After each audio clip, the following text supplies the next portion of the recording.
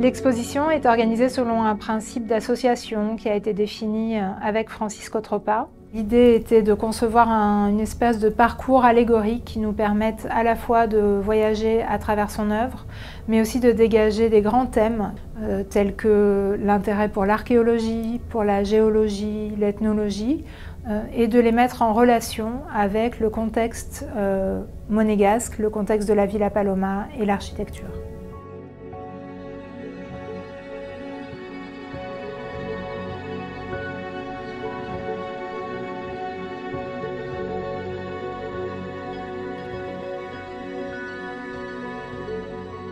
Il y a cette métrique qui est donnée étage par étage, des deux salles par étage, et qui m'a permis de commencer à construire une idée d'exposition. Il y a une espèce de parcours qui est donné par la propre architecture de la Villa Paloma.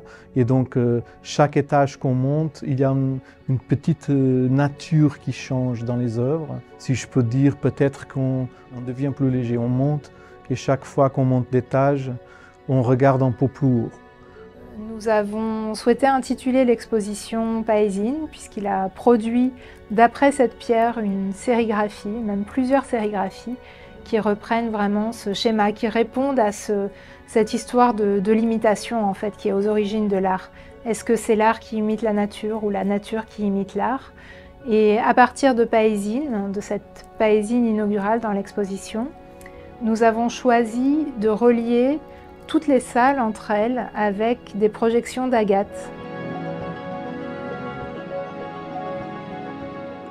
Une pièce qui était produite exprès pour une des salles du musée, qui est une lanterne, donc inspirée dans les lanternes magiques du début du siècle, donc le début de l'image projetée du cinéma, et qui donne à voir l'image d'une goutte qui tombe.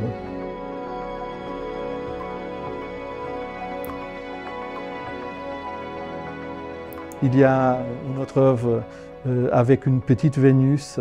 C'est une pièce aussi avec une espèce de mécanisme d'horloge qui évoque un peu les mécanismes simples d'horlogerie.